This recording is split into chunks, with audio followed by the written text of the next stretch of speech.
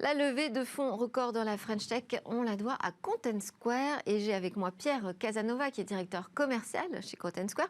On va peut-être commencer par présenter l'entreprise. Oui, bien sûr Delphine. Très simple en fait. Content Square, c'est une technologie qui a été inventée en 2012. À Paris. À Paris, absolument.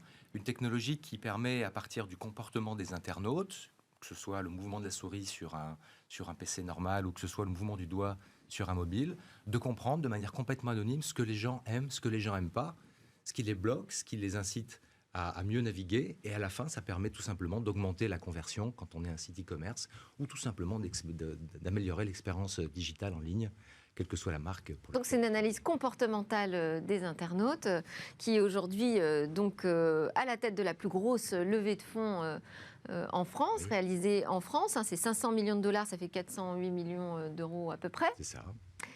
Et qui permet à l'entreprise d'être valorisée au total à 2,8 milliards de dollars. Impressionnant.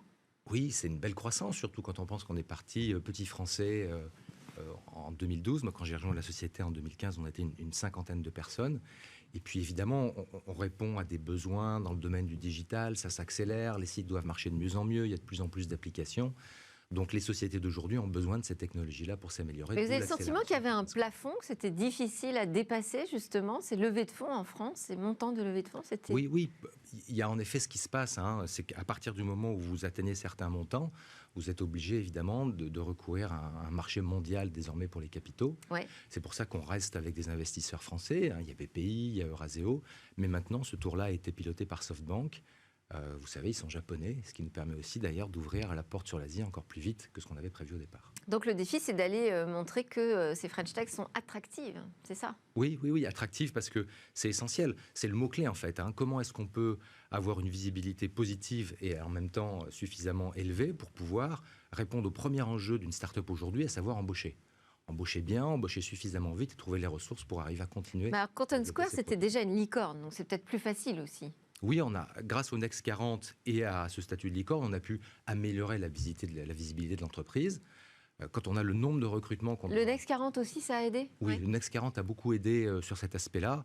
Que ce soit le Next 40 ou le FT 120 d'ailleurs, les entreprises bénéficient d'une visibilité supplémentaire. Merci aux médias pour ça, mais aussi merci à la French Tech. Ça nous permet vraiment d'accélérer nos recrutements. On a vu un pic sensible quand on a commencé à faire partie de ce classement.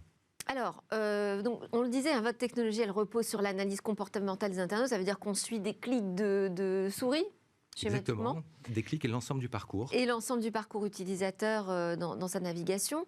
Pas du tout de gêne avec le RGPD aujourd'hui sur cette activité? Non, au contraire. Alors, c'est le gros avantage d'être né européen. Il n'y a pas que des avantages à être né européen. C'est un marché très fractionné. Mais en même temps, un des avantages, c'est qu'on est avec la privacy dans notre ADN.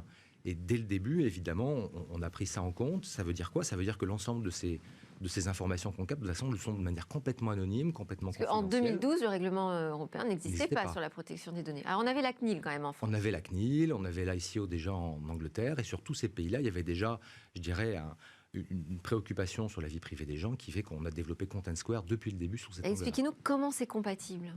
C'est très simple. Déjà, l'ensemble des données captées est anonyme. On ne sait pas qui c'est. Et surtout, nous manipulons des populations.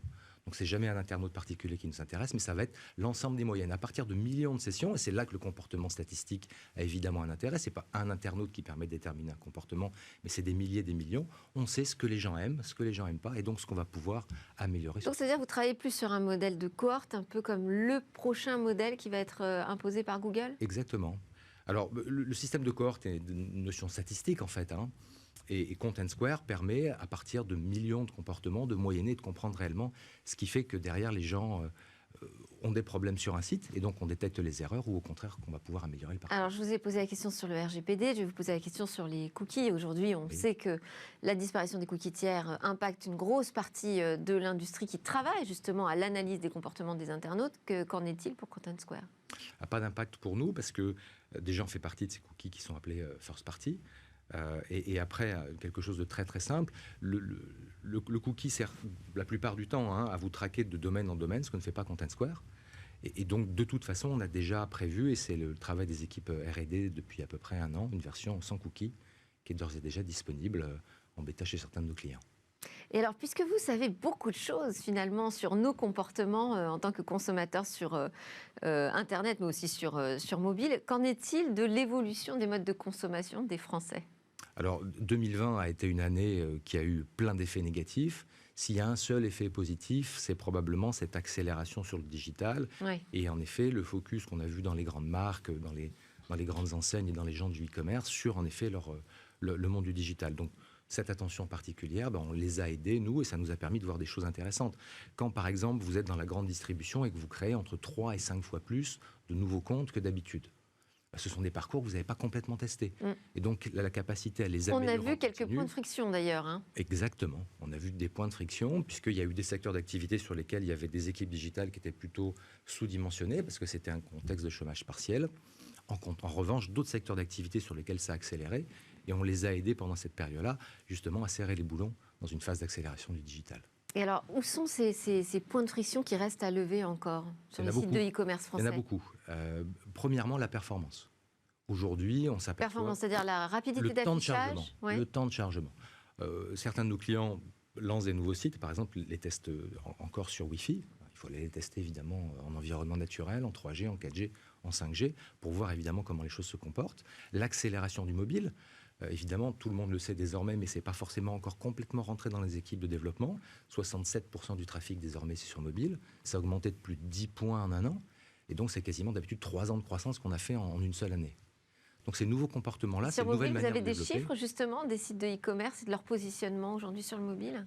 Oui, ils sont bien. Ceux qui sont naturellement, je dirais, très orientés sur le mobile, qui surfent en mobilité, et notamment les marques de luxe, les marques de vêtements fonctionnent très, très bien dans cet environnement-là.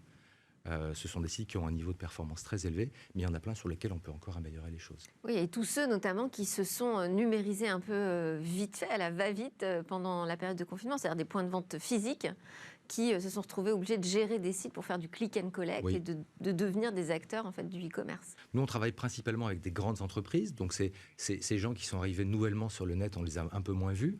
Mais pour ceux qui étaient déjà là, présents sur le net depuis longtemps, c'était très intéressant de voir que votre site web, votre appli est passé d'un statut de « je suis important » à « je suis vraiment essentiel », je suis quelque chose qui va correspondre à une partie de la stratégie commerciale, mais en fait, là, je deviens stratégique. Ouais. Et on a vraiment vu que c'était le seul moyen pour certaines entreprises de s'en sortir. Donc l'évolution du e-commerce, c'est quoi ? C'est ce mix entre le commerce physique, le commerce numérique. Bien sûr. C'est ça principalement. Bien sûr. On voit les marques physiques. Et c'est 100% mobile.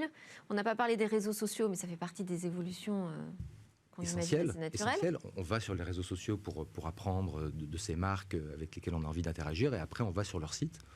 Et ça, vous travaillez sur les réseaux sociaux ? Vous avez la possibilité de... Non, c'est plus compliqué. On ne travaille pas sur les réseaux sociaux. On travaille directement sur le site et sur les applis des entreprises. Mais évidemment, quand on va des réseaux sociaux et qu'on arrive sur le site de ces entreprises, on trouve souvent Content Square. Mais comme vous le disiez, avec encore une différence fondamentale entre l'Europe et l'Asie notamment, qui est encore en retard en Europe par rapport à ce qu'on voit en Asie, à savoir, pensez simplement au Double Eleven en Chine, c'est 93% des ventes sur mobile. Bon. Comment vous expliquez cette levée record alors ? Elle est due à quoi ? Elle est due, premièrement, à l'hypercroissance. C'est-à-dire, il y a un premier élément, je pense que c'est Content Square grossit d'à peu près 120% par an depuis 5 ans. Ça veut dire que réellement, en termes de marché, en termes de produits, on a vraiment trouvé quelque chose qui correspond réellement aux attentes aujourd'hui des gens qui font du digital. Bon, et puis c'est pas prêt de s'arrêter, visiblement. Merci beaucoup. Pierre Casanova, vous êtes donc directeur commercial en charge de faire fructifier les revenus de Content Square. Merci pour cette interview, être venu après cette levée de fonds record pour la French Tech. C'est l'heure de notre débat, on va donc parler de Bitcoin et de pollution.